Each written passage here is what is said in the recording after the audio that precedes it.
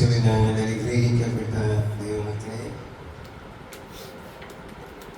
ഈ വിശുദ്ധ കൺവെൻഷൻ യോഗത്തിൻ്റെ ആദ്യ ദിനത്തിൽ നിങ്ങളോടൊപ്പമായിരുന്നു ദൈവം വലിയവനെന്ന് പറയുവാൻ ഒരവസരം കൂടെ ദാനമായി തന്ന വലിയവനായ ദൈവത്തെ നന്ദിയും സ്തുതിയും സ്തോത്രവും അർപ്പിക്കുന്നു.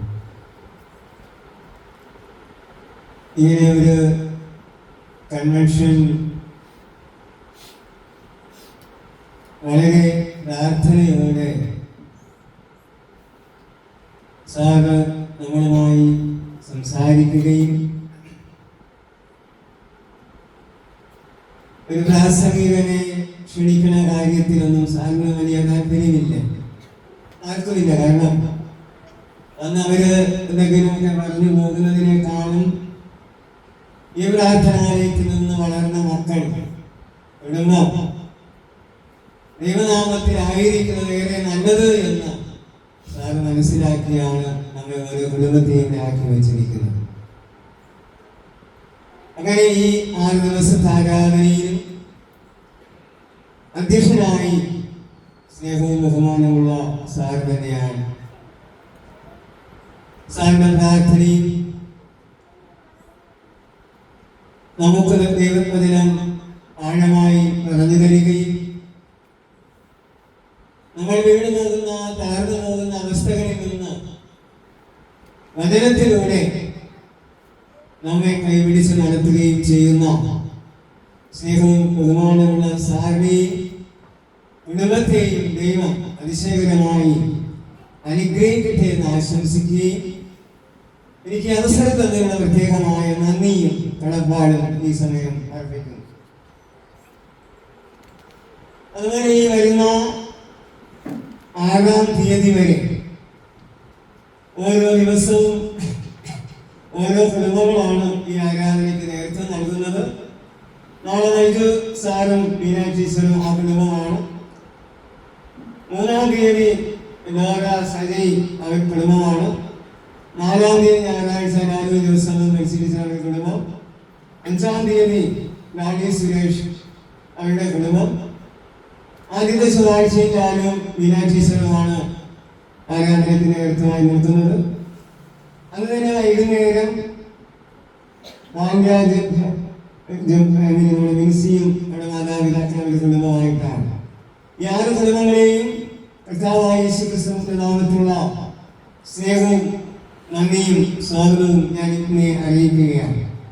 എന്തായാലും നിങ്ങൾ പ്രാർത്ഥനയോടെ ഈ ആലയത്തിൽ ആയിരിക്കുന്ന നിങ്ങളെല്ലാവരെയും യേശുക്രിസ്തുവിന്റെ നാമത്തിൽ എന്റെ സ്നേഹ വന്ദനത്തെ അറിയിക്കുന്നു. ഇവിടെ സാക്ഷ്യം 3 പേരെന്റെ ഭാര്യയും 2 മക്കളും പറഞ്ഞു. ഇനി ഞാനത് കൂടുതൽ പറഞ്ഞ് വേദനിപ്പിക്കുന്നില്ല. എന്തായാലും ഒരു ദൈവ പൈതലാകണമെങ്കിൽ ചില കഷ്ടതകളൊക്കെ അനുഭവിക്കണം. ഈ നിൽക്കുന്ന അടിയനും ഈ യേശു വലിയവനെന്ന് പറയാനായി ഇറങ്ങിയത് കഷ്ടതയിലൂടെയാണ്. കഷ്ടത വരുന്നത് അപ്പന് നമ്മോട് എന്ത് സംസാരിക്കാനുണ്ട് എന്ന് ഞാനും നിങ്ങൾ മനസ്സിലാക്കണം. നമ്മെ ഭൂമിയിലാക്കി അപ്പന് നമ്മോട് ചിലപ്പോൾ സംസാരിക്കാനുള്ള ഒരു അവസരമാണ് ചില കഷ്ടതകൾ. അതുകൊണ്ട് മടുത്തു പോകാതെ മടിച്ചു പോകാതെ ഈ അപ്പന്റെ മുഖം നോക്കി മുന്നോട്ട് പോകുവാൻ നമുക്ക് കഴിയുമെങ്കിൽ തീർച്ചയായും കഷ്ടതകളിൽ നിന്നൊരു മോചനവും അനുഗ്രഹവും ഉണ്ട് എന്ന് സത്യവേദ പുസ്തകം നമ്മെ വ്യക്തമായിട്ട് പഠിപ്പിക്കുന്നു. ഈ പറഞ്ഞതുപോലെ എന്റെ മകനുണ്ടായ വേദന ഇവിടെ പറഞ്ഞതിനേക്കാൾ വലുത് തന്നെയാണ്. നിസാരം ഒരു മോള് കളിച്ച് തട്ട് കിട്ടിയെങ്കിലും അത് അവന്റെ ആശുപത്രിയിലെ ടെസ്റ്റുകളും കാര്യങ്ങളും ഒക്കെ ചുരുക്കി പറഞ്ഞ ഒരു ഷുഗർ പേഷ്യന്റ് ആയിരുന്നെങ്കിൽ ആ കാല് മറ്റൊരു വ്യക്താവിട്ട് കാണില്ല. അതാണ് അവസ്ഥ. ഷുഗർ പേഷ്യന്റ് ആയിരുന്നു എങ്കിൽ ആ കാല് ഇല്ല എന്ന് നമ്മൾ കണക്കാക്കുക. അത്രത്തോളം വേദന അനുഭവിച്ചു. ആ കഷ്ടത വന്നു എങ്കിലും നമുക്ക് ഇടവിൽ നിന്ന് ആ കഷ്ടതയിൽ നിന്ന് വിടുവിച്ച് വാങ്ങിത്തരുവാൻ ഒരു മധ്യസ്ഥൻ നമുക്കുണ്ട്. ഹല്ലേലൂയ. Hallelujah, hallelujah. അതെല്ലാം നമ്മൾ രുചിച്ചറിഞ്ഞവരാണ്. നമ്മളൊന്ന് വിളിച്ചില്ലെങ്കിലും ഇങ്ങോട്ട് വിളിച്ച് കാര്യങ്ങൾ ചോദിച്ച് നമുക്ക് വേണ്ടി മധ്യസ്ഥത ചെയ്യുന്ന ഒരു പ്രവാചകനാണ് സ്നേഹവും ബഹുമാനമുള്ള സാർ. എന്നാൽ ദൈവകൃപയാൽ ഡോക്ടർമാർ പറഞ്ഞതിൽ അപ്പുറമായ ഒരു അനുഗ്രഹം. അവർ പറഞ്ഞത് ആ ഒരു വലിയ വേദന ദൈവം അത് ലഘുവാക്കി എന്ന് തന്നെയാണ് ഞാൻ കരുതുന്നത്. പിന്നെ ഭാര്യ പറഞ്ഞതുപോലെ ഞാൻ എല്ലാ ദിവസവും ഭവനത്തിനൊന്ന് സുഖമായി കിടന്നുറങ്ങും. രാത്രി എനിക്ക് പറ്റില്ല. എന്റെ ഭാര്യയാണ് ഇവിടെ ഇരുന്ന് നമ്മൾ ഒരുപാട് വേദനിച്ചു. അതിന്റെ വേദന കാണുന്ന മക്കളുടെ കഷ്ടതയും വേദനയും കാണുന്ന മാതാപിതാക്കൾക്ക് ഉറങ്ങാൻ കഴിയില്ല. അത്രത്തോളം ഞാനും വേദനകളൊക്കെ അനുഭവിച്ചു. എന്തായാലും ദൈവം അത്ഭുതകരമായി വിടുവിച്ച് ഇന്ന് ഈ ദേവാലയത്തിൽ ഇറങ്ങി വന്ന് ദൈവം ഉണ്ടെന്ന് അവരുടെ വായിൽ നിന്ന് കേൾക്കാൻ സാധിച്ചത് തന്നെയാണ് വലിയൊരു അനുഗ്രഹം. ഞാനും 2004 ക്യാൻസർ വന്ന് നീ ഇനി എഴുന്നേൽക്കില്ല, നീ ഇനി മുന്നോട്ട് പോകില്ല, നീ മരിച്ചു പോകും, നിനക്ക് മക്കളുണ്ടാകില്ല, നീ മരണമെന്ന് ഈ ലോക സയൻസ് എല്ലാം വിധിയെഴുതി വിട്ടപ്പോഴും ഈ പ്രാർത്ഥനാലയമാണ് ഒരു സാധനമായി എന്നോട് കൂടെ എൻ്റെ കുടുംബത്തിൻ്റെ കൂടെ ഉണ്ടായിരുന്നത്. അതൊരിക്കലും മറന്നു കളയാനായിട്ട് കഴിയില്ല. അതിൻ്റെ മക്കളോട് ഞാൻ എല്ലാ ദിവസവും പറയുന്നതാണ്, നിങ്ങൾ മറ്റെന്ത് വിദ്യാഭ്യാസമോ ജോലിയോ അല്ലെങ്കിൽ എന്തെല്ലാം ദൈവം നിങ്ങൾക്ക് തന്നാലും അത് 2ാം സ്ഥാനത്തിലേക്ക് മാറ്റിയിട്ട് 1ാം സ്ഥാനം ദൈവത്തിന് നിങ്ങൾ കൊടുത്ത് ജീവിക്കണം. ജീവിച്ചില്ലെങ്കിൽ മറ്റു മക്കളെ പോലെ നിങ്ങൾക്ക് മുന്നോട്ട് പോകാനായിട്ട് കഴിയില്ല. അതിന്റെ മക്കളെ ഡയറക്റ്റ് പറഞ്ഞിട്ടുണ്ട്. മറ്റു മക്കളെ ഇഷ്ടംപോലെ ഭൂമിയിലുണ്ട്. ആ മക്കളെ പോകുന്നത് പോലെ നിങ്ങൾക്ക് പോകാൻ കഴിയില്ല. കാരണം ദൈവത്തോട് ചോദിച്ചും കഷ്ടതയും നിലവിളിച്ചും ഈ പ്രാർത്ഥനാലയം മധ്യസ്ഥതയിലൂടെയാണ് നിങ്ങൾ ജനിച്ചത് തന്നെ. മക്കളില്ലാത്ത 8 വർഷം, ക്യാൻസർ വന്ന 2 വർഷം, നീ ഇനി മുന്നോട്ടില്ല എന്ന് പറഞ്ഞ കാലങ്ങൾ, അവിടെയൊക്കെയും ഈ അനുഗ്രഹം ലഭിച്ചതിന് ഈ പ്രാർത്ഥനാലയം തന്നെയാണ്. എന്റെ മകന്റെ വേദനയിലും സാർ നിരന്തരം പ്രാർത്ഥിച്ചു. ഞാൻ ഇവിടെ ഇരിക്കുന്ന അനേകരുടെ ഭവനത്തിന് വന്നു. എന്നാലും എടുത്തു പറയേണ്ടുന്ന ഒരു കാര്യം, ജിനിയും എന്റെ അമ്മാവിയമ്മയും ഒരാഴ്ചയിലധികം എല്ലാ ദിവസവും ഒരു 6 മണി മുതൽ 9 മണി വരെ മധ്യസ്ഥ പ്രാർത്ഥനയാണ്. അവര് വന്നിരുന്നു നമ്മളെ വിളിച്ചതൊന്നുമല്ല. ഒരു ദിവസം ഞാനിങ്ങനെ ഉറക്കത്തിൽ ഇങ്ങനെ എന്റെ മനസ്സിൽ തോന്നുന്നു, ഒന്ന് വീട്ടിലൊരു ആരാധന ഇങ്ങനെ ക്രമീകരിച്ചാൽ കൊള്ളാം. പോയിട്ട് തന്നെ എന്റെ അമ്മാവിയായിരിക്കും തോന്നി ആ വീട്ടിൽ നിന്ന് പോയി പ്രാർത്ഥിച്ചാൽ കൊള്ളാം. അങ്ങനെ അവർ തീരുമാനമെടുത്ത് 2 പേരുമായി വന്ന് ഒരാഴ്ചയിലധികം എല്ലാ ദിവസവും മുടക്കമില്ലാതെ ദൈവത്തെ സ്തുതിക്കുവാൻ. അപ്പൊ ഇതൊക്കെ ഞാൻ പറയുന്നതിന്റെ കാരണം, നമ്മൾ ചില കഷ്ടതകളോ വേദനകളോ വരുമ്പോ ഇട്ടുമാറി പോകുന്നവരായിട്ടല്ല. എത്ര തന്നെ കഷ്ടതകളോ വേദനകളോ ജീവിതത്തിൽ ആഞ്ഞടിച്ചാലും ഈ കർത്താവിനെ മുറുകെ പിടിച്ചുകൊണ്ട്, ഒന്ന് ചുംബിച്ചുകൊണ്ട്, ഒന്ന് ആലിംഗനം ചെയ്തുകൊണ്ട് മുന്നോട്ട് പോകുവാൻ ഹൃദയനുറുക്കത്തോടെ ദൈവസന്നിധിയിൽ കരയുമെങ്കിൽ തീർച്ചയായും അനുഗ്രഹവും സന്തോഷവും ഉണ്ട്. ഞാനീ പറയുന്നെങ്കിൽ എന്നെക്കാളും വിശ്വാസവും പ്രാർത്ഥനയും എൻ്റെ കുടുംബത്തിന് എൻ്റെ ഭാര്യയാണ്. അവരുടെ കണ്ണുനീര് തീർച്ചയായും അതൊരു അനുഗ്രഹമായി തന്നെ തീർന്നുകൊണ്ടിരിക്കുന്നു. തുടർന്നും ഈ പ്രാർത്ഥനാലയത്തിൽ ആത്മാർത്ഥതയോടെ അങ്ങയുടെ വേല ചെയ്യുവാൻ, അനേക ഇടങ്ങളിൽ ചെന്ന് അങ്ങ് വലിയവനെന്ന് പറയുവാൻ, എൻ്റെ മകളെക്കുറിച്ചും എനിക്ക് വളരെ വളരെ കാര്യങ്ങൾ എൻ്റെ മനസ്സിലുണ്ട്. അവിടെ ഒരു നല്ലൊരു പ്രാസംഗികയായി മാറണം. ദൈവം അതിനുള്ള ഉച്ചാരണവും സംസാരിക്കാനൊക്കെ ഉള്ള കഴിവുകൾ ദൈവം കൊടുത്തിട്ടുണ്ട്. ഞാനത് പറഞ്ഞ് ഇനി ഒരു 2 മാസം കൂടെ എടുത്താൻ കഴിയുമോ അതിനെല്ലാം കൊണ്ട് മാറ്റി വെച്ചിട്ട് നിസാരമായി വചനം പഠിച്ച് അനേക ഇടങ്ങളിൽ കൺവെൻഷ ആരാധനകളിൽ യേശു വലിയവനെന്ന് പറഞ്ഞാൽ മതി, നീ ഭൂമിയിൽ ദൈവത്തിനെ അനുഗ്രഹിക്കും എന്ന് അതിനോട് ഞാൻ പറഞ്ഞിട്ടുണ്ട്. അതുകൊണ്ട് നിങ്ങളും എനിക്കും എൻ്റെ കുടുംബത്തിനും വേണ്ടി പ്രാർത്ഥിക്കണം. ഈ ലോകത്തിൽ ഞങ്ങൾ എന്തുണ്ടാക്കി വെച്ചാലും അതെല്ലാം വട്ടപൂജ്യമാണ്. ഈ ദൈവത്തെ സ്നേഹിച്ചില്ലെങ്കിൽ അതെല്ലാം നശിച്ചു പോകുന്നതാണ്. അതുകൊണ്ട് കർത്താവിനെ പൂർണ്ണ മനസ്സോടും പൂർണ്ണ ആത്മാവോടും പൂർണ്ണ ശക്തിയോടും അങ്ങേ സ്നേഹിച്ചാൽ തീർച്ചയായും അനുഗ്രഹമുണ്ട്. ഇന്ന് ഈ കൺവെൻഷൻ ആരാധനയിൽ ഇവിടെ ആയിരിക്കുന്ന നിങ്ങളെ എല്ലാവരെയും ദൈവം സമൃദ്ധിയായി അനുഗ്രഹിക്കട്ടെ. ആമേൻ. അല്പസമയം ദൈവവചനവുമായി ഞാൻ നിങ്ങളുടെ മുമ്പിൽ ആയിരിക്കുകയാണ്. എനിക്ക് പറയാനുള്ള ദൈവത്തിന്റെ വചനം എന്ന് പറയുന്നത് എന്റെ കഷ്ടതയിലൂടെ ദൈവം നടത്തിയ കാര്യങ്ങളാണ്. അത് ചുരുക്കമായി ലഭിക്കുന്ന സമയത്തിൽ ഞാൻ പറഞ്ഞു പ്രാർത്ഥിച്ച് അവസാനിപ്പിക്കും. എല്ലാവരും പ്രാർത്ഥനയോടെ ആയിരിക്കണം. ഇതൊരു പ്രാർത്ഥനാലയമാണ്. ഇവിടെ ഒരു ബിസിനസ്സും ഇല്ല, മറ്റൊരു കച്ചവടങ്ങളുമില്ല, മറ്റൊരു പരസ്യവുമില്ല. വരുന്നവൻ പ്രാർത്ഥനയോടെ ആ ദൈവത്തോട് സ്നേഹിച്ച് അനുഗ്രഹം പ്രാപിച്ചു പോകുക എന്നതല്ലാതെ മറ്റൊരു പ്രവൃത്തികളും ഇവിടെ ഇല്ല. അതുകൊണ്ട് നിങ്ങൾക്ക് എന്ത് വേണമോ, എന്ത് ആഗ്രഹമാണോ നിന്റെ ഹൃദയത്തിന്, അത് ദൈവസന്നിധിയില് കണ്ണുനീരോടെ നേർച്ചകളോടെ കാഴ്ചകളോടെ പ്രാർത്ഥിച്ച് ഒരുങ്ങി കഴിയുമ്പോൾ അത് നന്നായി ദൈവം നമുക്ക് തരുന്നതായി കാണും. അതിനൊരു സംശയവുമില്ല. നാളെയും ഈ ദിവസങ്ങളിലെല്ലാം നിങ്ങൾ ആരും ഇന്ന് വന്നവരും ഇന്ന് വരാനുള്ളവരെയൊക്കെ വിളിച്ച് ഈ പ്രാർത്ഥനാലയത്തിൽ വന്ന് അനുഗ്രഹം പ്രാപിക്കുവാനായിട്ട് ഞാൻ നിങ്ങളോട് പറയുകയാണ്. ഈ കർത്താവിനെ സ്നേഹിക്കുന്നത് വലിയൊരു അനുഗ്രഹമാണ്. മറ്റു കാര്യങ്ങൾ ചെയ്ത് ഇവിടെ സങ്കീർത്തനം 84:10 ഇങ്ങനെ പറയുന്നു, നിന്റെ പ്രകാരങ്ങളിൽ കഴിക്കുന്ന ഒരു ദിവസം വേറെ 1000 ദിവസത്തേക്കാൾ ഉത്തമമെന്നാണ് പറയുന്നത്. നമ്മൾ ഈ വന്നിരിക്കുന്ന ഈ ആരാധന, ഈ ദൈവസന്നിധിയിൽ ആയിരിക്കുന്നത് തീർച്ചയായും നമ്മൾ മറ്റ് കാര്യങ്ങൾ ചെയ്യുന്നതിനേക്കാൾ, മറ്റ് 1000 കാര്യങ്ങൾ ചെയ്യുന്നതിനേക്കാൾ, അല്ലെങ്കിൽ മറ്റൊരുപാട് കാര്യങ്ങൾ നേടുന്നതിനേക്കാൾ വലിയൊരു അനുഗ്രഹമാണ് ഈ ആലയത്തിൽ വന്നിരുന്ന് ദൈവത്തെ സ്തുതിക്കുന്നതും ആരാധിക്കുന്നതും. അതുകൊണ്ട് ഈ ദൈവത്തെ പൂർണ്ണമായി സ്നേഹിക്കേണ്ടത് അത്യാവശ്യമാണ്.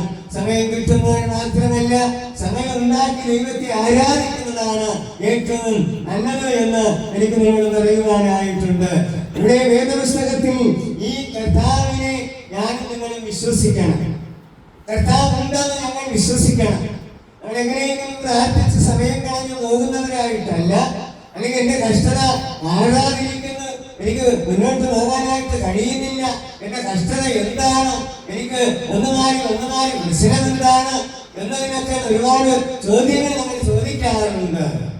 ഇവിടെ വേദപുസ്തകം നമ്മൾ വ്യക്തമായിട്ട് നൽകുന്ന എബ്രായർ 11:6-7 പറയുന്നു, എന്നാൽ വിശ്വാസം കൂടാതെ ദൈവത്തെ പ്രസാദിപ്പിക്കാനായിട്ട് കഴിയില്ല. നമ്മൾ ദൈവത്തെ ആരാധിക്കുന്ന ഒരു വ്യക്തി ഒന്നാമത് ദൈവത്തിൽ വിശ്വസിക്കണം. ഇങ്ങനെ ഒരു ദൈവമുണ്ട്, നമ്മുടെ ആവശ്യങ്ങൾ സമർപ്പിച്ചാൽ നമുക്ക് സന്തോഷവും അനുഗ്രഹവും തരുന്ന ഒരു അപ്പൻ നമുക്കുണ്ട് എന്നൊരു വിശ്വാസം നമ്മളിൽ ഉണ്ടാകണം. ആ വിശ്വാസം ഉണ്ടെങ്കിൽ മാത്രമേ നമുക്ക് മുന്നോട്ട് പോകുവാനായിട്ടും കഴിയുകയുള്ളൂ. അതുകൊണ്ട് ഈ ദൈവവുമായി നിരന്തരമായ ഒരു ബന്ധമാണ് ആവശ്യം. വല്ലപ്പോഴും സമയം കിട്ടുമ്പോൾ മാത്രം ദൈവത്തെ വിളിക്കാതെ സമയം കണ്ടെത്തി നിരന്തരം ദൈവവുമായി ഒരു ബന്ധം പുലർത്തിയാൽ തീർച്ചയായും ഇതുപോലുള്ള വലിയ കഷ്ടതകൾ നമ്മുടെ ജീവിതങ്ങൾ വന്ന് ആഞ്ഞടിച്ചാൽ ഞങ്ങൾ പോയി നഷ്ടപ്പെട്ടു പോകാതെ അതിൽ നിന്ന് നമുക്ക് എഴുന്നേൽക്കുവാനായിട്ട് കഴിയും എന്ന് വിശുദ്ധ വേദപുസ്തകം നമ്മെ വ്യക്തമായിട്ട് പഠിപ്പിക്കുകയാണ്. അതുകൊണ്ട് നമ്മുടെ ജീവിതത്തിൽ ഒന്ന് നമുക്ക് വിശ്വാസം അത്യാവശ്യമാണ്. ഇവരാരും നടിച്ച് നന്ദിവഹിച്ചു പോകാതെ ഈ കർത്താവിനെ മുറുകെ പിടിച്ച് മുന്നോട്ട് പോകുമെങ്കിൽ തീർച്ചയായും അനുഗ്രഹമുണ്ട്. ഇത് വായിച്ചു കേട്ട ഒരു സമയത്തെ പുസ്തകത്തിലേക്ക് വരുമ്പോൾ അവിടെ നമുക്ക് എപ്പോഴും കേൾക്കുന്ന വചനമാണ്, എല്ലാവർക്കും അറിയാവുന്നതാണ്. പക്ഷെ എന്റെ ജീവിതവുമായി എന്റെ സാക്ഷ്യമായൊക്കെ വളരെ അടുത്ത് നിൽക്കുന്ന ഒരു വചനങ്ങളാണ് ഈ തന്നെയുടെ സമയത്തെ പുസ്തകം, ക്രിസ്ത്യാ പ്രവാചകന്റെ പുസ്തകം, 37. ഇതെല്ലാം എന്റെ ജീവിതത്തിൽ വന്ന് പോയ നിമിഷങ്ങളാണ്. ഇവിടെ എല്ലാം രേഖപ്പെടുത്തിയിരിക്കുന്നത്. ഇവിടെ തന്നെ മക്കളില്ലാതെ വേദനിച്ച് കരഞ്ഞ് പട്ടിണി കിടന്ന് നിരാശയായി ഇരിക്കുന്ന ഒരു സമയം. അവിടെ ഈ തന്നെ വേദനിച്ചിരിക്കുന്ന തന്റെ ഭർത്താവായ തന്നെ ചോദിക്കുന്നു, നീ എന്തിനു കരയണം?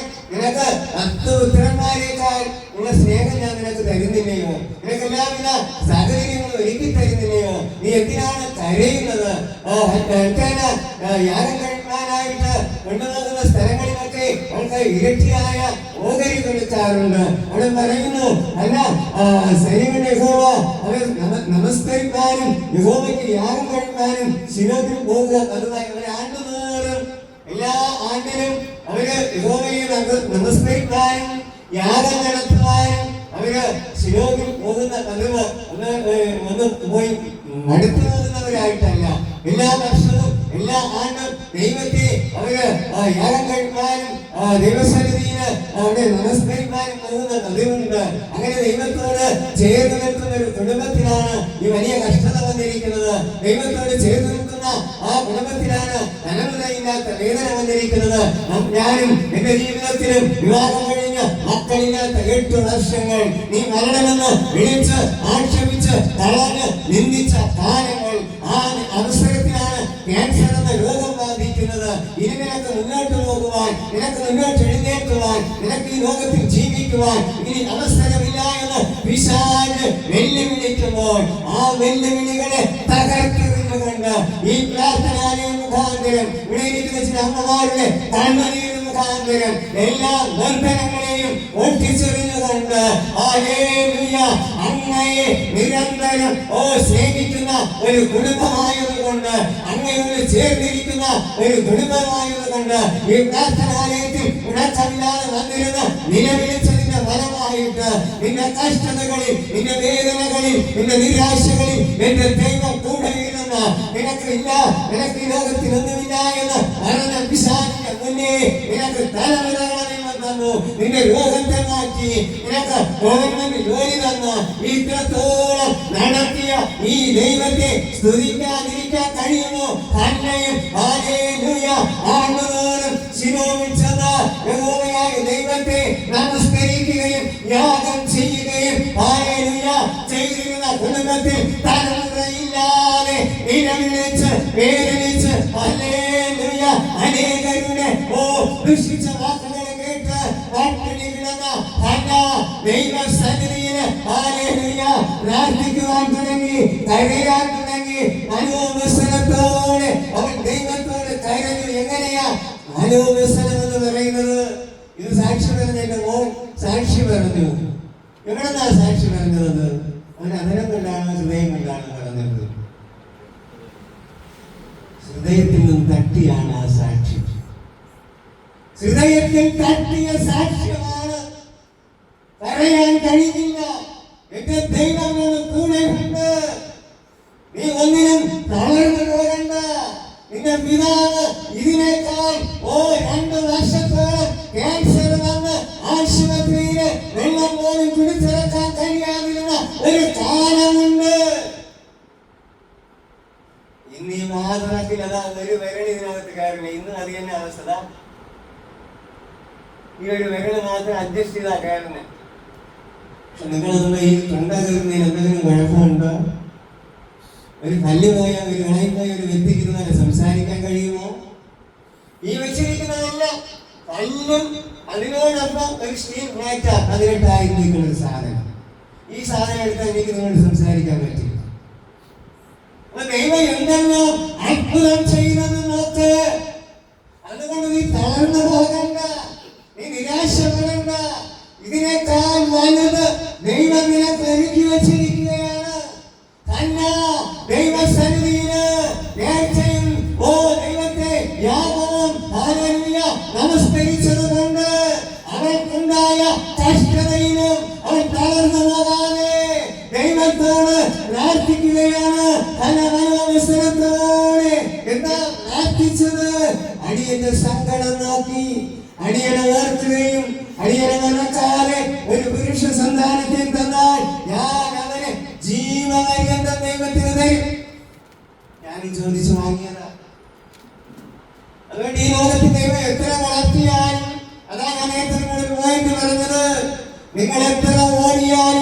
എത്ര വളർന്നാലും അത് നല്ലതാണ്. പക്ഷേ ഒന്നാം സ്ഥാനം ആർക്ക് കൊടുക്കണം? ദൈവത്തിന് കൊടുത്തില്ലെങ്കിൽ നിങ്ങൾക്ക് ഈ ഭൂമിയിൽ നിൽക്കാൻ വലിയ കഷ്ടതകൾ വരും. അത് നിങ്ങൾ ഏറ്റെടുക്കണം. ഇന്ന് മുതൽ എന്റെ മക്കളോട് പറയുന്നത് നിങ്ങൾ ഏറ്റെടുക്കണം. നിങ്ങൾ എന്തൊക്കെ നേടിയാലും ഈ ദൈവത്തെ വിട്ടുകളയരുത്. പിതാവിന്റെ സ്ഥലത്ത് മകനാണ് ഇരിക്കുന്നത്. കുഞ്ഞുനാളിനെ ഇവിടെ വന്ന് എനിക്ക് വളരെ സന്തോഷം തോന്നുന്ന ഒരു കുടുംബം.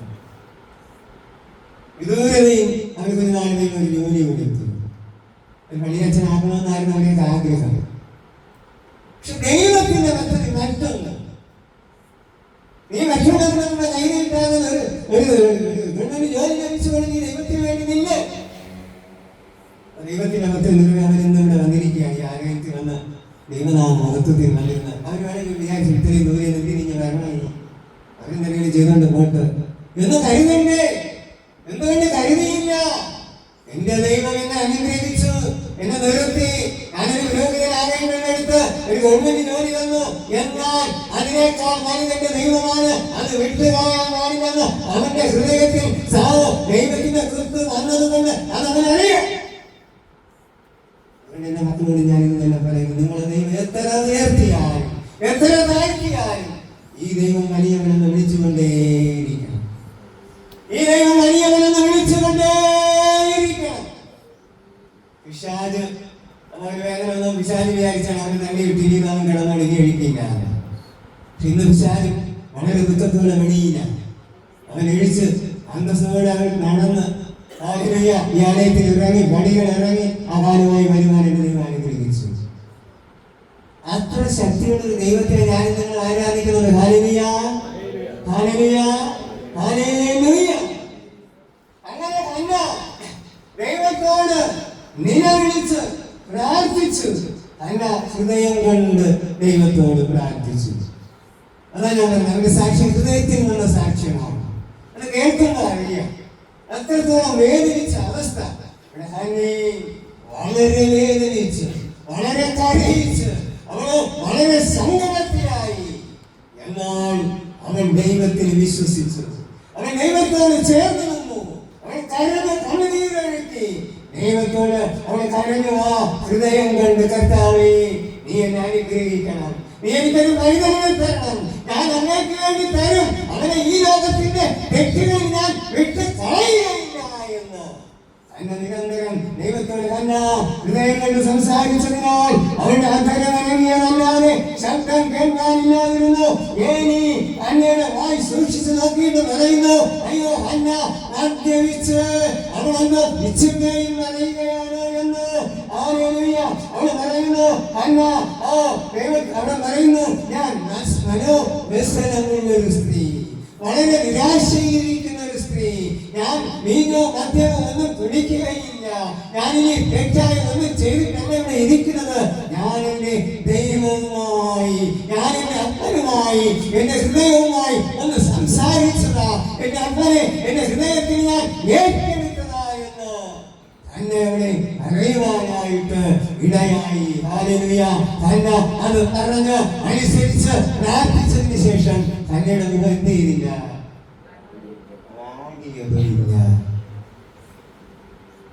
എന്റെ ദൈവത്തിന്റെ സന്നിധിയിൽ ഒന്ന് താഴ്മകരിച്ചപ്പോ, ഒന്ന് ദൈവത്തെ സ്നേഹിക്കാൻ മനസ്സ് വെച്ചപ്പോ തന്നെ സന്തോഷവതിയാവുകയാണ്, തന്നെ അനുഗ്രഹിക്കപ്പെടുകയാണ്. ഒരാണ്ട് കഴിഞ്ഞ് ഗർഭം ധരിച്ച ഒരു മകനെ പ്രസവിക്കുന്നു. സോമേൻ എന്ന പേര്. അനുഗ്രഹിച്ച് ഉയർത്തി എന്നതൊക്കെ നമുക്ക് വ്യക്തമായിട്ട് വേദപുസ്തകത്തിൽ അറിയാം. അതുകൊണ്ട് കഷ്ടതയിലൂടെ ദൈവം തരുന്ന മക്കളെ പിശാചിന് ഓടിയാലും ഒരിക്കലും തള്ളിക്കളയാനായിട്ട് കഴിയില്ല. പിശാച് നിങ്ങളെ വേദനിപ്പിച്ചാലും നിങ്ങൾക്ക് ഈ ദൈവത്തെ വിട്ട് ഒന്നും ഓടിക്കളയാനായിട്ട് കഴിയില്ല മക്കളെ. അതുകൊണ്ട് കർത്താവിനെ മുറുകെ പിടിച്ചുകൊണ്ട് ഈ കർത്താവിനെ സ്വന്തം രക്ഷിതാവായി ജീവിതത്തിൽ മുറുകെ പിടിച്ച് മുന്നോട്ട് പോയാൽ തീർച്ചയായും അനുഗ്രഹവും സന്തോഷവും ഉണ്ട്. ഇന്നത്തെ ആരാധനകളും പ്രാർത്ഥനകളുമെല്ലാം നമ്മുടെ വായുകൊണ്ട് മാത്രം പ്രാർത്ഥിച്ച സമയങ്ങളെ ഇവിടെ പറയുന്നു. മത്തായി 18 ഇങ്ങനെ പറയുന്നു, ഈ ജനം അതരം കൊണ്ട് എന്നെ ബഹുമാനിക്കുന്നു, ഹൃദയമായിട്ട് അകന്നിരിക്കുന്നു, മനുഷ്യപരമായ കാര്യങ്ങളിലെല്ലാം അവർ ഒന്നാം സ്ഥാനം കൊടുക്കുന്നു. പ്രാർത്ഥനാലയത്തിൽ സാർ തരുന്ന ഉപദേശങ്ങളും ഇതൊക്കെ ഏറ്റെടുത്ത് എത്ര പേർക്ക് അത് മുന്നോട്ട് പോകാൻ കഴിയുന്നു? എത്ര പേർക്ക് അത് ഏറ്റെടുക്കാൻ കഴിയുന്നു? അത് ഏറ്റെടുത്തിരുന്നെങ്കിൽ നമ്മുടെ ഈ ദേശവും പ്രാർത്ഥനാലയം ഏത് അവസ്ഥയിലാകുമായിരുന്നു? അതൊക്കെ നമ്മൾ ചിന്തിക്കേണ്ട കാര്യമാണ്. ഇവിടെ ഇന്ന് അവിടെ പറയുന്നത് അതരം കൊണ്ട് നിങ്ങളുടെ ആരാധനയുണ്ട്. ഞാനൊരു ദൈവത്തിൽ നിന്ന് മനസ്സിലാക്കിയത്, ദൈവത്തെ അറിയാത്ത ഒരു വ്യക്തിയെ മാനസാന്തരപ്പെടുത്താൻ എളുപ്പമാണ്. പക്ഷെ ഇന്ന് ഈ അറിഞ്ഞുകൂടാത്തവരെ മാനസാന്തരപ്പെടുത്തേണ്ടതല്ല ആവശ്യം.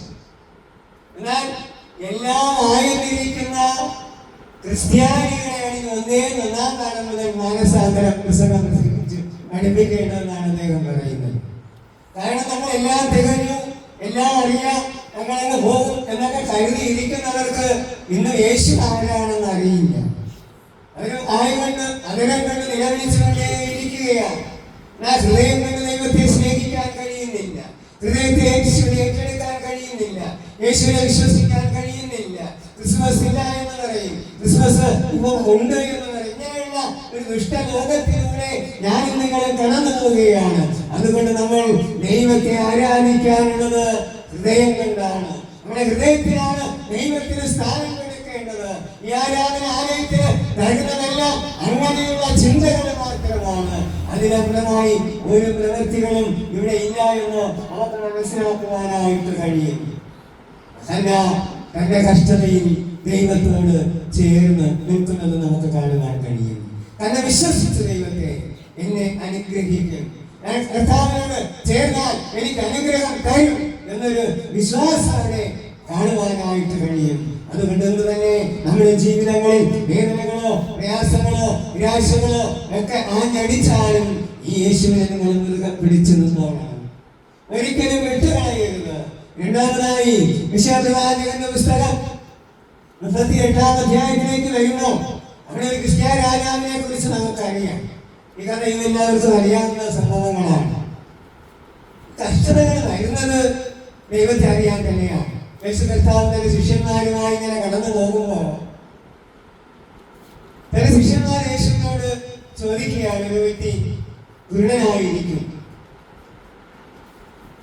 ഗുരു ഈ വ്യക്തി കുരുടനായി കിടക്കുവാൻ കാരണമെന്ത് എന്നതാണ് ശിഷ്യന്മാരുടെ സംശയം. ചോദിച്ചവന്റെ അപ്പനോ അമ്മയോ പാപം ചെയ്തിട്ടാണ് ഇവര് കുരുടനായി ഇങ്ങനെ അമ്മയുടെ ഉദരത്തിൽ നിന്ന് ജനിച്ചത്. യേശു കർത്താവ് പറഞ്ഞത്, ഇവനീ കഷ്ടത തന്നതിന്റെ ഒരു കാരണം, ഞാൻ ഈ ലോകത്തിൽ വന്നത് എന്തിനെന്ന്, ഞാൻ ആരാണെന്ന് ഈ ലോകത്തോട് വിളിച്ചു പറയേണ്ടതിന്, അല്ലെങ്കിൽ ദൈവത്തിന്റെ പ്രവൃത്തി ഇവൻ വെളിപ്പെടേണ്ടതിന് അത്രേ ഇവൻ കുരുടനായി പിറന്നത്. ഞാൻ പറയും, എനിക്ക് ക്യാൻസർ വന്നത് 8 വർഷം മക്കളില്ലാതിരുന്നത് എല്ലാ വേദനകൾക്കും കാരണം അവനന്ന് ചെയ്ത പാപമല്ല, ഈ ദൈവം ഉണ്ടെന്ന് ഞാൻ എന്ത് ചെയ്യണം? മറ്റുള്ളവരോട് വിളിച്ച് പറയണം. ഈ അസുഖം വരാതിരുന്ന ഞാൻ ഇന്ന് ഇത് പറയുമോ? ഈ ദൈവത്തെ ആരാധിക്കുമോ? നാളെ ക്രിസ്ത്യാനിയായി സ്വീകരിച്ചിരുന്ന് വരുന്നതല്ലാതെ ചിലപ്പോൾ ഇന്ന് സൗദി അറേബ്യയിൽ ദമാം എന്ന സ്ഥലത്ത് കാണുമായിരുന്നു. എൻ്റെ കൂട്ടുകാർ ഇപ്പോഴും ഉണ്ട്, എൻ്റെ കൂട്ടുകാർ വലിയ ദൂരമുണ്ട്. ഞാൻ സൗദിയിലായിരുന്നു. ചിലപ്പോൾ ഞാൻ ഇന്ന് അവിടെ കിടന്ന് പണമുണ്ടാക്കി നശിക്കും, എൻ്റെ ഭാര്യ എന്നെ കളഞ്ഞു പോകും എന്ന് അറിഞ്ഞുകൊണ്ട് അവിടെ കാണും. മക്കളുമില്ല, ഒന്നുമില്ലാത്തൊരു ഭ്രാന്തനായി ജീവിക്കേണ്ടി വരും. ആ ദൈവത്തിൻ്റെ വലിയൊരു പദ്ധതി, ഇവരൊരു ചെറിയ കഷ്ടം കൊടുക്കുമ്പോൾ ഇവർ സൗദി വിട്ട് നാട്ടിൽ വരും. അതിന് ചെറിയ പരിപാടികളൊക്കെ അനുഭവിക്കുമ്പോൾ ഞാൻ ഉണ്ടെന്ന് വിളിച്ച് പറയും. പക്ഷെ ഞാൻ 22 വർഷം സുഖം ഉണ്ടായിരുന്നു, നല്ല അടിപൊളി സൗന്ദര്യമായിട്ടായിരുന്നു ദൈവത്തെ ആരാധിക്കാറുണ്ട്. അപ്പൊ ദൈവത്തിനറിയാം 32 വർഷം ഈ ഭൂമിയിൽ ജീവിച്ചിട്ടും എന്നെ സ്നേഹിക്കാൻ അറിഞ്ഞുകൂടെ, അവൻ അടിപൊളിക്കാതെ എന്റെ അടുത്ത് വരിക എന്ന് ദൈവത്തിന് തീർച്ചയായും അറിയാം. അതുകൊണ്ടാണ് എനിക്ക് കിട്ടിയ കാര്യം. അങ്ങനെയാ ഇവിടെ ഈ കുലനായ മനുഷ്യനോടും യേശു കർത്താവ് ശിഷ്യനോട് പറയുന്നത്, നിന്റെ പ്രവൃത്തി മറ്റുള്ളവരെ അറിയിക്കാനാണ് നിനക്ക് ഈ കഷ്ടതകൾ വരുന്നത്. അതിൻ്റെ മോനോടി ഞാൻ പറയും, ഈ കുഞ്ഞുനാളിൽ നിനക്ക് ഈ കഷ്ടത വന്നത് യേശു ഉണ്ടെന്ന് നീ ശക്തിയോടെ മറ്റുള്ളവരോട് വിളിച്ച് പറയണം. ഹല്ലേലൂയ. അതിന് നിങ്ങളെല്ലാം സാക്ഷികളാണ്. അത് പറഞ്ഞ് ഞാൻ നിങ്ങളായി ജീവിക്കും. അതിനുവേണ്ടി നിങ്ങൾക്ക് എല്ലാവരും നമ്മൾ പ്രാർത്ഥിക്കണം. അവരൊരു ദൈവത്തിനായി വിളിച്ച് നിന്ന് ശക്തിയോടെ അവരുടെ വേല പറയുന്ന ഒരു മകനായി തീരാൻ. അതിന് നിങ്ങൾക്കൊക്കെ ജോലിയുണ്ട്. പള്ളിക്കളയില്ല ഒരു സാക്ഷികളെന്ന് ഒരാൾ പറഞ്ഞാൽ അവർക്ക് വേണ്ടി പ്രാർത്ഥിക്കാനുള്ള ഉത്തരവാദിത്വം നിങ്ങൾക്കുണ്ട്. സാറ് നിരന്തരം പ്രാർത്ഥിക്കാൻ എനിക്കറിയാം. നിങ്ങളും അത് വിട്ടുകളയാതെ ദൈവത്തോട് ചേർന്ന് നിന്ന് പ്രാർത്ഥിക്കണം. ഇവിടെ ഹിസ്കിയാ രാജാവ് ഒരു രോഗിയായി. ആമോസിന്റെ മകനായ യെശയ്യാ പ്രവാചകനുടെ യഹോവയായ ദൈവം വിളിച്ചു പറയുന്നു, നീ ചെന്ന് ഹിസ്കിയാവിനോട് പറയണം, ഹിസ്കിയാവ് മരിച്ചു പോകും. നീ മരിച്ചു പോകും. ഈ രോഗമുഖാന്തരം നീ മരിച്ചു പോകും. നീ ചെന്ന് നിന്റെ വീട്ടിലെ എല്ലാ കാര്യങ്ങളും ഒന്ന് ക്രമീകരിച്ച് വെക്കുക. ചില സമയങ്ങൾ തന്നു. എനിക്ക് 2 വർഷം RCC ദൈവം സമയം തന്നു എല്ലാം ക്രമീകരിച്ചൊക്കെ വയ്ക്കാം. അത് നിരന്തരം സാറിന്റെ ഭവനത്തിൽ വേക്ക വന്ന് എനിക്ക് വേണ്ടി നേർച്ചകളും പ്രാർത്ഥനകളും കഴിച്ച് ഇവിടെ ഇരിക്കുന്ന അമ്മമാര് ഒക്കെ കരഞ്ഞ് ഇവിടെ ക്രിസ്ത്യാനിനും സമയം കൊടുത്തു. നീ ചെന്ന് പറയണം, നീ മരിച്ചു പോകും. ക്രിസ്ത്യാവേ, നിന്റെ വീട്ടിലെ കാര്യങ്ങളൊക്കെ ഒന്ന് ക്രമീകരിച്ച് വെച്ചിട്ട് വാ എന്ന് പറഞ്ഞു.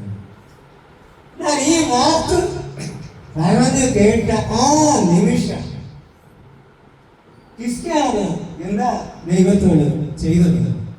മുഖം ചുമരോട് ചേർത്തിട്ട് ഒരു കാന്തവുമില്ല, വേറെ ഒന്നും കാണാനുമില്ല, ഒന്നും എനിക്ക് കാണണ്ട, ഈ ലോകത്തിലെ ഒരു കാഴ്ച എനിക്ക് കാണണ്ട. മുഖം ചുമരോട് ചേർത്ത് പിടിച്ചു പ്രാർത്ഥിക്കാൻ തുടങ്ങി. എന്താ പ്രാർത്ഥിച്ചത്? അയ്യോ യഹോവേ, ഞാൻ വിശ്വസ്തയോടും ഏകാഗ്ര ഹൃദയത്തോടും തിരുമുമ്പിൽ മുടന്ന് ദൈവത്തിന് പ്രസാദമുള്ളത് മാത്രം ചെയ്തിരിക്കുന്നു എന്ന് ഓർക്കണം. ഒരു കഷ്ടത വരുമ്പോൾ നമുക്ക് പ്രാർത്ഥിക്കാനുണ്ടെങ്കിൽ നമ്മളെ കയ്യിൽ വേണം. കർത്താവേ, ഞാൻ കഷ്ടത വരുന്നതിന് ഞാൻ അങ്ങേക്ക് വേണ്ടി ഈ പ്രാർത്ഥനാലയത്തിൽ വന്ന് ഇന്നതൊക്കെ ചെയ്തവനാണ്. ഞാൻ ഈ ആലയത്തിന് വേണ്ടി ഇന്നതൊക്കെ ചെയ്തൊരു വ്യക്തിയാണ്, എന്നെ അനുഗ്രഹിക്കണമേ. അപ്പൊ അങ്ങനെ ഓർമ്മ ശരിയാ, എൻ്റെ മോന ഇവിടെ വന്ന് വിളച്ചതാ, അല്ലെങ്കിൽ ഇന്ന കാര്യങ്ങളൊക്കെ ചെയ്തതാ, ഇത് ക്രമീകരിച്ചതാ, സാറിന്റെ വാർത്തയ്ക്ക് സമയത്ത് ഒരു ചേർന്ന് നിന്ന് സാറിന്റെ കൂടെ പ്രവർത്തിച്ചവനാ, ഇതൊക്കെ സാറിന് മനസ്സിലാവും. എൻ്റെ മോൻ്റെ കാര്യത്തിൽ എനിക്ക് അതിനൊരു കാര്യമാണ്. ഞാൻ ഡ്യൂട്ടിക്ക് വേണ്ട സമയം മോനെ ഒന്ന് സാറിൻ്റെ പള്ളിയിൽ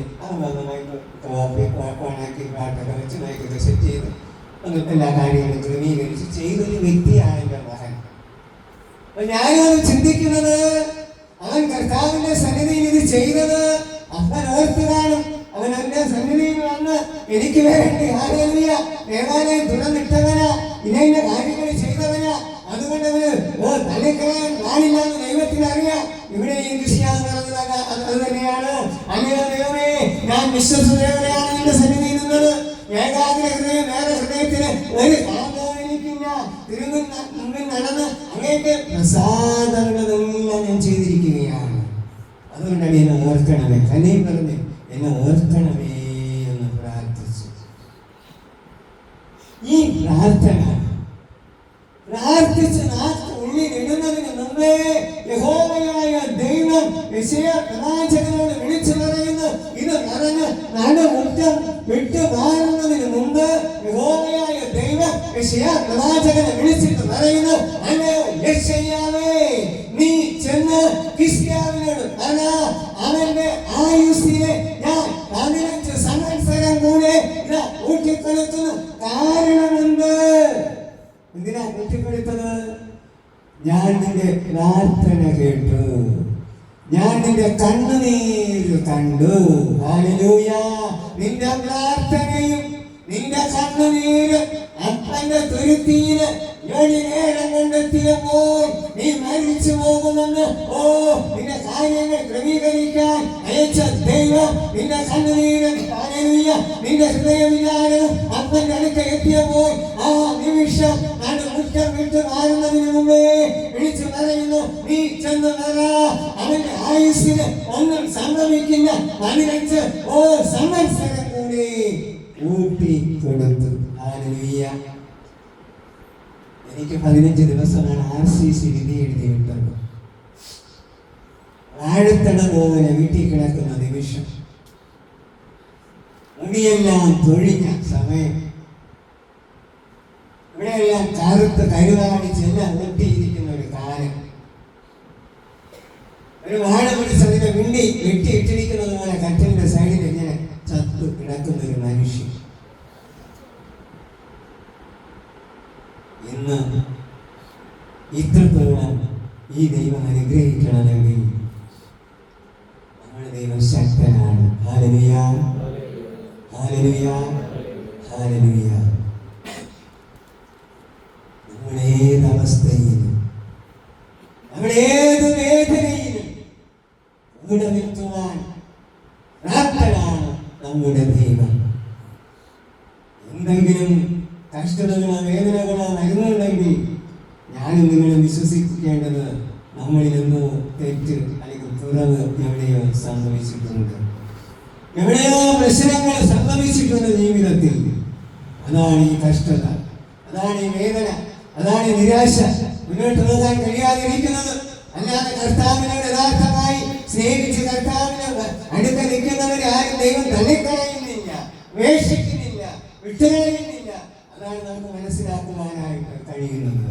അതുകൊണ്ട് നമ്മുടെ ജീവിതങ്ങളിൽ എത്ര തന്നെ കഷ്ടതകളും വേദനകളും നിരാശകളും നമ്മുടെ ജീവിതത്തിൽ ആഞ്ഞടിച്ചാലും ഈ കർത്താവിനെ മുറുക്ക പിടിച്ചുകൊണ്ട് ഒരു വർഷം നമ്മെ വിട്ട് കടന്നുപോയി. ഒരു ആണ്ടുകൂടെ ദൈവം നിർത്തിയിരിക്കുകയാണ്. എന്തിനാ? വേട്ടക്കാരനോട് വെട്ടിക്കളയാൻ പറയുന്ന പറഞ്ഞില്ല, ഒരു ആണ്ടുകൂടെ നിൽക്കട്ടെ, അതിനെ കുറിച്ച് വളവും കുറച്ച് വെള്ളവും കുറച്ച് പിന്നാക്കൊക്കെ ഇട്ടൊന്ന് നോക്കാം, വളർന്ന് വരുന്നെങ്കിൽ അടുത്ത് നോക്കാമെന്ന് ഒരു വർഷം കൂടെ നിൽക്കട്ടെ. പല കാഴ്ചയിലേക്ക് വെട്ടിക്കളയാമെന്ന മധ്യസ്ഥതയിൽ നമ്മെല്ലാവരും ദൈവം നിർത്തിയിരിക്കുകയാണ്. നമ്മെ ഈ ദേശത്ത് ദൈവം കൊണ്ടാക്കി വെച്ചിരിക്കുകയാണ്. എന്ത് ചെയ്യണം? നല്ല ഫലമുള്ള മക്കളായി തീരണം. വിശുദ്ധ പുസ്തകം 5-ാം അധ്യായം മുതൽ വായിക്കുന്നവരെ ഒരു മുന്തിരി വള്ളിയെ കുറിച്ച് വ്യക്തമായിട്ട് പറയും. ഒരു മുന്തിരി വള്ളി കൊണ്ട് നട്ടു, അത് നല്ല മുന്തിരിങ്ങ കായ്ക്കുമെന്ന് കാത്തിരുന്നു. പക്ഷെ കായ്ച്ചത് മുഴുവനും കാട്ടുമുന്തിരിങ്ങയാണ്. ഒരു വേലി കെട്ടി അതിന് കല്ലെല്ലാം വിലക്കിക്കളഞ്ഞു. ഇവിടെ ഒരു വേലി കെട്ടി സാധനത്തിനൊക്കെ തിരുത്തി നമ്മളിവിടെ എല്ലാ കുറവുകളെയും അതിനത്തിലൂടെ പറഞ്ഞ് എല്ലാ കല്ലുകളെയും മാറ്റിയാണ് ദൈവം നമ്മളെ നിർത്തിയിരിക്കുന്നത്. അതുപോലെ ഇവിടെയും ദൈവം ഈ മുന്തിരിത്തോട്ടത്തിലെ കല്ലുകളെയും വെച്ച് എല്ലാം വിലക്കിക്കളഞ്ഞിട്ട് നല്ല മുന്തിരി വേണ്ടി നട്ടു. നല്ലത് കായ്ക്കുമെന്ന് കാത്ത് 2025 കഴിഞ്ഞ് 26 ജനുവരി 1-ാം തീയതി ആയിട്ട് ദൈവം കാത്തിരിക്കുകയാണ്.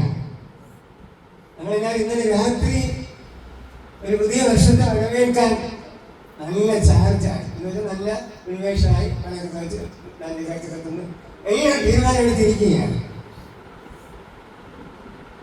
പക്ഷെ ഇന്ന് മുതൽ അതിന്റെ ചാർജ് ഇറങ്ങും. ഇല്ലേ, അത് തീർന്നു. അടുത്ത ഡിസംബർ 31 വീണ്ടും നമ്മൾ ചാർജ് ആവും. ഞാൻ ഇനി എന്റെ ദൈവത്തെ പൂർണ്ണമായി സേവിച്ച് 2 നാളൊക്കെ വിട്ടുകയില്ല. പക്ഷെ ബാക്കി 366 ദിവസത്തിന് 69 ദിവസവും പോയി. എന്നാൽ അതല്ല ദൈവം ആഗ്രഹിക്കുന്നത്. നിന്നെ ഈ മാങ്കാട്ടുകുളം ദേശത്ത് അല്ലെങ്കിൽ ഈ ദേശത്ത് ദൈവം ആക്കി വച്ചിരിക്കുന്നത് എല്ലാ കല്ലും മുള്ളും എല്ലാം മാറിക്കളഞ്ഞിട്ട് നല്ല മുന്തിരിങ്ങ കായ്ക്കുമെന്ന് കരുതി നല്ല മുന്തിരി വള്ളിയെ നട്ടുവെച്ചു. പക്ഷെ കാഴ്ചതെല്ലാം എന്താണ്? കാട്ടുമുന്തിരിങ്ങ. കാട്ടുമുന്തിരിങ്ങ കായ്ക്കുന്നത് കൊണ്ട് എന്ത് സംഭവിച്ചു എന്നിവിടെ പറയുന്നു. ഞാൻ അതിന്റെ വേലി പൊളിച്ചു കളയും. നല്ല വേലി കെട്ടി ഒന്നും കയറാതെ ആക്കി വെച്ചതാണ്. പക്ഷെ ദൈവം ആഗ്രഹിച്ച രീതിയിൽ വരാത്തത് കൊണ്ട് ഇവിടെ പറയുന്നത് ഞാൻ അതിന്റെ വേണി എനിക്ക് വിളിച്ചു കളയാം. അപ്പൊ വേണി വിളിച്ചാൽ എന്താ സംഭവിക്കുന്നത്? അപ്പുറത്തെ വീട്ടിലെ കോഴിയും അപ്പുറത്തെ തങ്കമ്മയും സമയം എല്ലാം കയറി ഇറങ്ങി ചാവിട്ടി വധിച്ച് പിന്നെ എഴുന്നേക്കാൻ കഴിയാത്ത രീതിയിൽ ആക്കി വെക്കും. ഇല്ലേ? അതാണ് അതിന് വീട്ടിൽ ഒരു വീട്ടിനകത്താണെങ്കിലും അതിനകത്ത് വേദിയൊക്കെ ഉണ്ടെങ്കിൽ വേറെ ഒരു ശല്യം നമുക്കുണ്ടാവില്ല. അങ്ങനെ കാര്യങ്ങൾ മാത്രമേ. ഇത് അങ്ങനെയല്ല. നീ ദൈവത്തിന്റെ സന്നിധിയിൽ നന്മഗുണം കാണിക്കാത്തത് കൊണ്ട് ദൈവം എന്ത് ചെയ്ത് നിന്നെ മുതിഞ്ഞിരുന്ന ആ പരിശുദ്ധാത്മാവാകുന്ന ആ പ്രകാശത്തെ ദൈവം എടുത്തുകളാൻ. അത് തന്നെയാണ് ഏതെങ്കിലും സംഭവിച്ചത്. അവിടെയും ഈ അവിടെയും രണ്ടുപേരെയും കൊണ്ടാക്കി എല്ലാം കൊടുത്തതൊക്കെ മനുഷ്യനെ ശ്രമിച്ച് സന്തോഷമായി മക്കളെയൊക്കെ പ്രസവിച്ച് ജീവിക്കാൻ പറഞ്ഞ് ആക്കിയെങ്കിലും പിശാച് പറഞ്ഞ് കേട്ട് അവര് നഗ്നരായി. എങ്ങനെ നഗ്നരായി? ദൈവത്തിന്റെ പ്രകാശം നഷ്ടപ്പെട്ട് അവർക്ക് വേലിക്ക് പുറത്തായി. ഇവിടെ അതാ സംഭവിച്ചത്. നീ നല്ലത് കായ്ക്കും, നല്ലത് പ്രവർത്തിക്കും, നീ എനിക്ക് വേണ്ടി വേണം, എനിക്ക് വേണ്ടി മനുഷ്യരുടെ ഇടയിൽ നിൽക്കുമെന്ന് ദൈവം കരുതി കണ്ട് ആക്കി വെച്ച്, എന്നാൽ നീ അതനുസരിക്കാത്തത് കൊണ്ട് നിന്റെ വേലി ഒഴിച്ചു കളയും. അത് എന്ന് പോകും. ഞാനതിന്റെ അതിനൊഴിച്ചു കളയും. അത് ചവിട്ടി മെരിച്ചു പോകും. ഞാനതിനെ ശൂന്യമാക്കും. ഇതാ സംഭവിക്കുന്നതെന്ന്. ദൈവത്തെ ആരാധിക്കാൻ മനുഷ്യന് സമയമില്ല. ദൈവത്തെ സ്നേഹിക്കാൻ സമയമില്ല. ദൈവം യോബിനെയും കുടുംബത്തെയും വേലികെട്ടി സൂക്ഷിച്ച് തന്റെ കഷ്ടതയിലും വേദനയിലും ഈ ദൈവത്തെ മൃഗം വിളിച്ച് മുന്നോട്ട് പോയ യോബിനെ ദൈവം അനുഗ്രഹിച്ചു എങ്കിൽ നമ്മുടെ കഷ്ടതകളിൽ വേദനകളിൽ ദൈവത്തോട് മൃഗം വിളിച്ച് മുന്നോട്ട് പോകുവാൻ എനിക്കും നിങ്ങൾക്കും കഴിയുമെങ്കിൽ തീർച്ചയായും ദൈവം നമ്മെ സ്നേഹിക്കുന്ന ഒരു സമയം നമുക്കുണ്ടാകും. നമ്മൾ ഒരിക്കലും തള്ളിക്കളയും. ഇരിക്കുന്ന എല്ലാവരോടും സാക്ഷ്യം പറയാൻ മണിക്കൂറുകളോളം ഇവിടെ നിന്ന് ദൈവത്തെ കുറിച്ച്, ഈ പ്രാർത്ഥനാലയത്തിൽ നിന്ന് ദൈവം തന്ന അനുഗ്രഹത്തെ കുറിച്ച് വായി കവരാതെ പറയുവാൻ എല്ലാവർക്കും ഉണ്ട്. ഇല്ലേ? ഉണ്ട്. നശിച്ചു പോകും. എനിക്ക് കിട്ടിയില്ല, എന്റെ മക്കൾക്ക് പഠിക്കാൻ കഴിയില്ല, മുന്നോട്ട് പോകാൻ കഴിയില്ല, എല്ലാം തീർന്നു, ഇനി അഡ്മിഷൻ ഇല്ല, അല്ലെങ്കിൽ നിനക്ക് ഒന്നും കിട്ടില്ല എന്ന് അവന് തോന്നുമ്പോഴും തള്ളിക്കളയാതെ നമ്മെ നോക്കിക്കൊണ്ട് നമ്മുടെ തലയിലൊരു മുടി വഴിയുന്നത് പോലും രോമം വഴിയുന്നത് പോലും നോക്കിക്കൊണ്ടിരിക്കുന്ന ഒരപ്പം നമുക്കുണ്ട്. അതുകൊണ്ട് നിങ്ങൾ ആരും തളർന്നു പോകരുത്, ആടിപ്പോകരുത്, നിരാശനായി പോകരുത്. നിങ്ങൾ ദൈവത്തോട് ചേർന്ന് നിൽക്കുവാൻ നിങ്ങൾക്ക് കഴിയുമെങ്കിൽ തീർച്ചയായും ദൈവം നിങ്ങളെ അനുഗ്രഹിക്കുന്നത് നമുക്ക് കാണുവാനായിട്ട് കഴിയും. ഇത് ഒരു അനുഗ്രഹിക്കപ്പെട്ട ഒരു പ്രാർത്ഥനാലയമാണ്. സാറിനുകളിൽ 6 ദിവസവും ക്ലാസ്സിൽ വിളിച്ചുകൊണ്ട് നിർത്തി അവരുടെ സാക്ഷ്യം പറഞ്ഞ് അവര് പൈസയെ വാങ്ങിച്ചങ്ങ് പോകും. പക്ഷെ ഇവിടെ ഉള്ള നമുക്ക് വളരുവാൻ, ദൈവവുമായി അന്നതോടെ അടുത്ത് നിൽക്കുവാൻ, ദൈവവുമായി ചേർന്ന് നിൽക്കുവാൻ ആരും ഞാൻ അവസരം തരികയില്ല. നമുക്ക് കിട്ടിയ അവസരം ഇന്നിവിടെ ഇരിക്കുന്ന എല്ലാവരും തീരുമാനമെടുത്ത് പോകണം. ഇവിടെ ഇരിക്കുന്ന എല്ലാവരും തീരുമാനങ്ങൾ എടുത്ത് ദൈവസന്നിധിയിൽ ഒരു പുതിയ വർഷം, അടുത്ത വർഷം ഞാൻ ഇതിൽ പങ്കാളിയാകും. കഴിവല്ല, ഒരു 50 വേണം, 50 ദിവസം കൺഫ്യൂഷൻ വയ്ക്കാം. നമ്മൾ റെഡിയാണ്, സാറിന് ഞാനൊക്കെ റെഡിയാണ്. നിങ്ങളെത്ര പേർ റെഡി? എനിക്ക് വേണം ഒരു ദിവസം ഒരു കുടുംബം. ഓക്കെ, വേറെ എത്ര സമയമുണ്ട്? അത് തീരുമാനമുണ്ട്. ഞാനും എൻ്റെ കുടുംബവും, അല്ലെങ്കിൽ നമുക്ക് 6 മാസം കഴിഞ്ഞിട്ട് 5 ദിവസം കൂടെ വയ്ക്കാം. ഇന്ന് കിട്ടാത്തവർക്ക് താല്പര്യമുണ്ടോ? സമയമുണ്ടോ? നിങ്ങൾക്ക് സമയമുണ്ടോ? തീരുമാനമുണ്ട്. കർത്താവേ, എൻ്റെ ഈ കഷ്ടതകൾ ഞാൻ എത്രയോ നാളായി പ്രാർത്ഥിക്കുന്നു, എനിക്കൊന്നും കിട്ടുന്നില്ല, ഞാൻ പിടിച്ചിട്ടൊന്നും എത്തുന്നില്ല, എന്തുകൊണ്ടാണ് എനിക്ക് പിടിച്ചെടുക്കാൻ കഴിയുന്നില്ല. ചിന്തിക്കുക, പ്രാർത്ഥിക്കുക, ദൈവം തരുവാൻ മതിയായവൻ. ദിവസവും വേദനയും നേരത്തെ പറഞ്ഞ കഷ്ടതയൊക്കെ ഉണ്ട്. അതിൻ്റെ നടുവിലും നിനക്കായി ദൈവം അത്ഭുതം പ്രവർത്തിക്കും. നിരാശപ്പെടാൻ നിനക്ക് 10 കാര്യമുണ്ടെങ്കിൽ സന്തോഷിക്കാൻ എത്ര ദൈവം ഒരുക്കി വെച്ചിരിക്കുന്നു? 1000. നിരാശപ്പെടാൻ കാര്യം 10 ഉണ്ടെങ്കിൽ ആനന്ദിക്കാനുള്ളതായിരങ്ങൾ. ഹല്ലേലൂയ! എത്ര അനുഗ്രഹമായ ദൈവം വെച്ചിരിക്കുന്നത്. അതുകൊണ്ട് നമുക്ക് ഈ ദൈവത്തിന്റെ അടുക്കൽ ഇന്ന് രാത്രി ദൈവത്തോടൊരു തീരുമാനം, കർത്താവേ,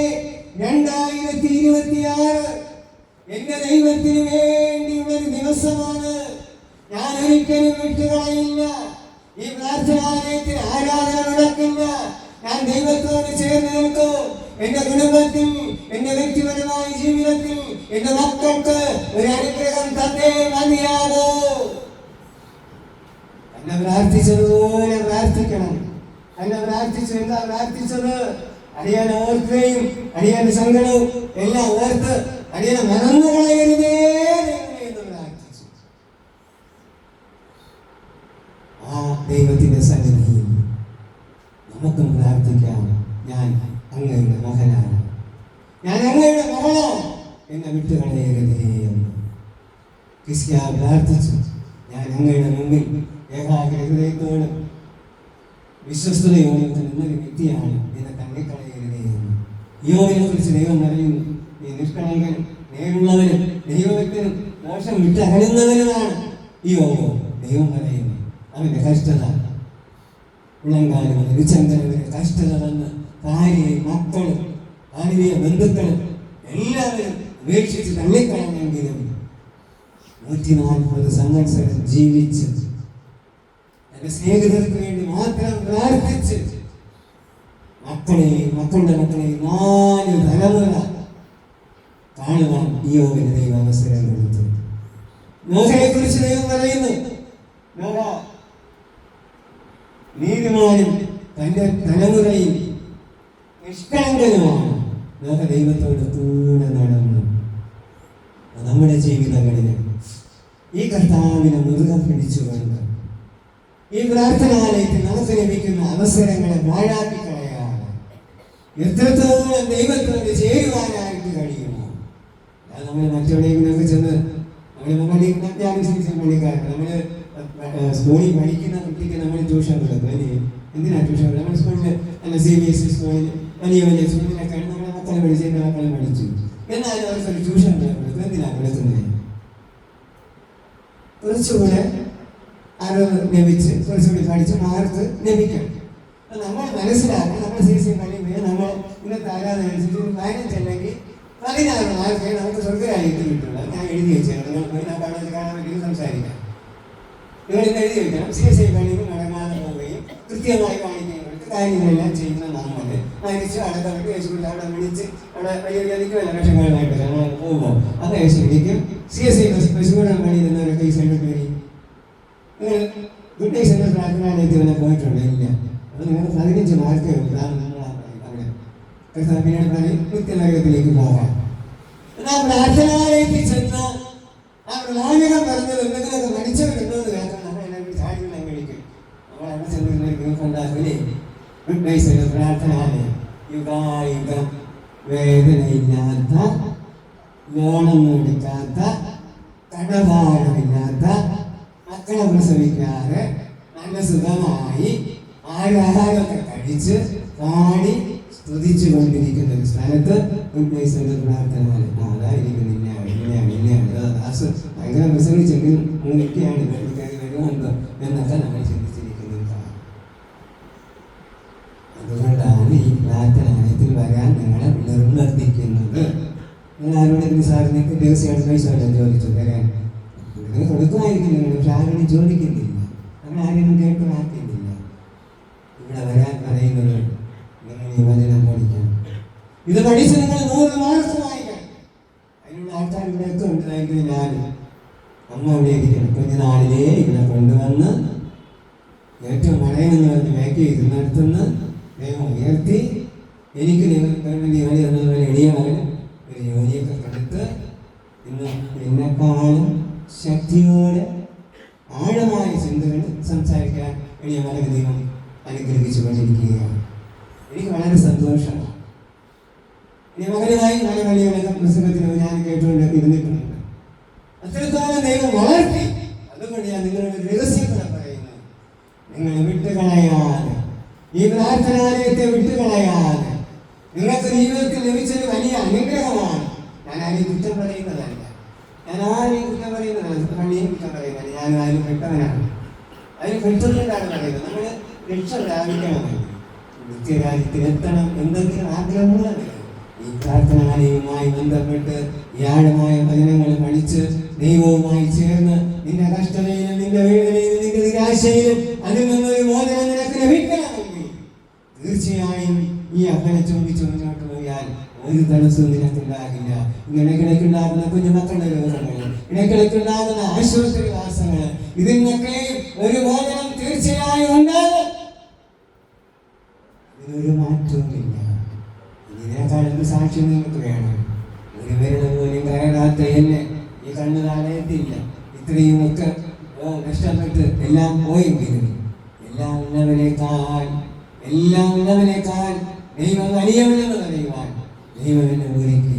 ആ ദൈവത്തെ നമുക്ക് നന്ദിയോടെ ഓർക്കാൻ വരുന്ന ദിവസങ്ങളിൽ ശക്തിയോടെ എളിയ മക്കൾ വചനം സംസാരിക്കാൻ, അത് കേട്ട് ഞാനും നിങ്ങളും മാനസാന്തരപ്പെടുവാൻ, ഞാനും നിങ്ങളും താഴോട്ട് പോകുന്നവരായിട്ടല്ല, മുകളിലേക്ക് ദൈവസന്നിധിയിൽ ഉയരുന്നൊരു അനുഗ്രഹിക്കപ്പെട്ട ഒരു കൂട്ടമായി തീരേണ്ടതിന് നമ്മളെല്ലാവരും ഒരു മനസ്സോടെ പ്രാർത്ഥിച്ച്, ഒരു മനസ്സോടെ ദൈവത്തെ ആരാധിച്ച് വരും ദിവസങ്ങളിലും അത്ഭുതം കാണുവാൻ, അത്ഭുതങ്ങൾ പ്രവർത്തിക്കുവാൻ ദൈവത്തിന്റെ പരിശുദ്ധാത്മാവിനാൽ നമ്മ ഓരോരുത്തരെയും അനുഗ്രഹിക്കട്ടെ, സഹായിക്കട്ടെ എന്ന് ഞാൻ പ്രാർത്ഥിക്കുന്നു. നമുക്ക് ഒരു നിമിഷം പ്രാർത്ഥിക്കാം, കണ്ണുകൾ അടയ്ക്കാം ദൈവത്തോട്.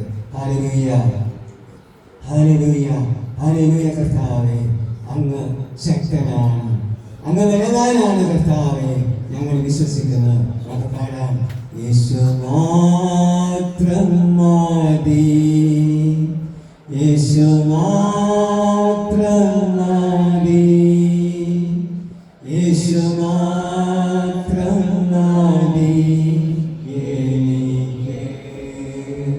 യേശുവേ, യേശു മാത്രം മതി, യേശു മാത്രം മതി, യേശു മാത്രം മതി എനിക്ക്. സകലഗ്രഹത്തിന്റെയും ഉടമസ്ഥനായ നമ്മുടെ സ്വർഗ്ഗസ്ഥനായ ദൈവമേ കർത്താവേ, ഒരു ദിവസം കൂടി അങ്ങയുടെ സന്നിധിയിലായി അങ്ങയെ സ്തുതിക്കുവാൻ, ഈ പുതിയ വർഷം ഹല്ലേലൂയ അങ്ങയെ ആരാധിക്കുവാൻ, ഹല്ലേലൂയ ഇങ്ങനെ ഒരു നല്ല ബുദ്ധി എളിയ മകനിലൂടെ ദൈവം പ്രവർത്തിച്ചതിനായി നന്ദി കർത്താവേ. അങ്ങ് വിഘ്നമായി വാഴും ശൂന്യമായിരുന്ന നമ്മെ ഹല്ലേലൂയ ഈ പ്രാർത്ഥനാലയത്തിനുള്ളിൽ വിളിച്ച് ഹല്ലേലൂയ ഇങ്ങനെ അങ്ങയുടെ നാമത്തിനായിരുന്നു സ്തുതിക്കുവാൻ തന്ന വലിയ കൃപയ്ക്കായി നന്ദി. മകനെ കുടുംബമായി മാനിക്കണമേ. ഹല്ലേലൂയ. കർത്താവേ, ഈ വരുന്ന ദിവസങ്ങളിൽ ആരാധനയ്ക്ക് നേതൃത്വം കൊടുക്കുന്ന 5 കുടുംബങ്ങൾക്കായി പ്രാർത്ഥിക്കുന്നു. എളിയ മക്കളെ ശക്തീകരിക്കണമേ.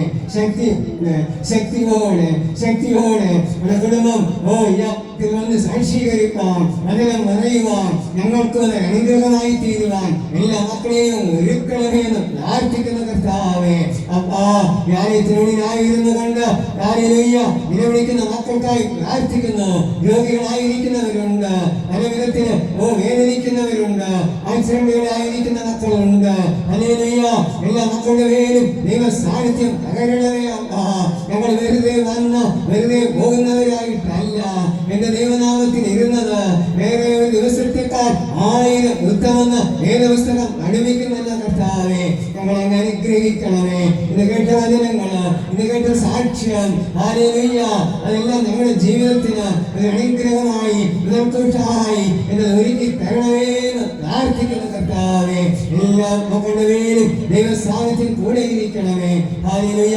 അജയനെയും കുടുംബത്തെയും പ്രത്യേകിച്ച് പ്രാർത്ഥിക്കുന്ന ഈ മകനെയും ഒരു കുടുംബമായി അനുഗ്രഹിക്കണമേ. വേദനകളിൽ പ്രയാസങ്ങളിൽ ദൈവത്തിന്റെ കൃപ ഈ മക്കളുടെ കൂടെ ഇരുന്ന് വഴി നടത്തണമേ എന്ന് പ്രാർത്ഥിക്കുന്ന കർത്താവേ. ആരെങ്കിലും രോഗികളായി വേദനിച്ചായിരിക്കുന്നുവെങ്കിൽ ഇന്ന് ദൈവം കൂടെ ഇരുന്ന പരിശുദ്ധാത്മാവിന്റെ കൃപ ഈ മക്കളോട് അങ്ങ് ഇടപെടണമേ എന്ന് പ്രാർത്ഥിക്കുന്ന കർത്താവേ. ഞങ്ങൾ കുറവുള്ളവരാണ്, ഞങ്ങൾ ക്ഷമിക്കണമേ. 2-3 പേരുടെ നാമത്തിന് ഒന്നിച്ചിരുന്ന് ആരാധിക്കുന്നത് വലിയൊരു അനുഗ്രഹമായി തീരുവാൻ. ഹല്ലേലൂയ. 2027 ജനുവരി 1-ാം തീയതി ഞങ്ങൾ വീണ്ടും ഹല്ലേലൂയ ഞാനൊരു കൺവെൻഷനായി കൂടി വരുമ്പോൾ എന്റെ ദൈവം അനുഗ്രഹിച്ചു എന്ന് പറയുവാൻ, ഇന്ന് കേട്ട സാക്ഷ്യങ്ങള് എന്റെ ദൈവം 26-ൽ അത്ഭുതം ചെയ്തു എന്ന് പറയുവാൻ. Hallelujah, hallelujah. ഞങ്ങളെ ഒരുക്കണമേ, അനുഗ്രഹിക്കണമേ, ശക്തീകരിക്കണമേ, ബലപ്പെടുത്തണമേ. യേശുവിൻ നാമത്തിൽ തന്നെ പിതാവേ, ആമേൻ.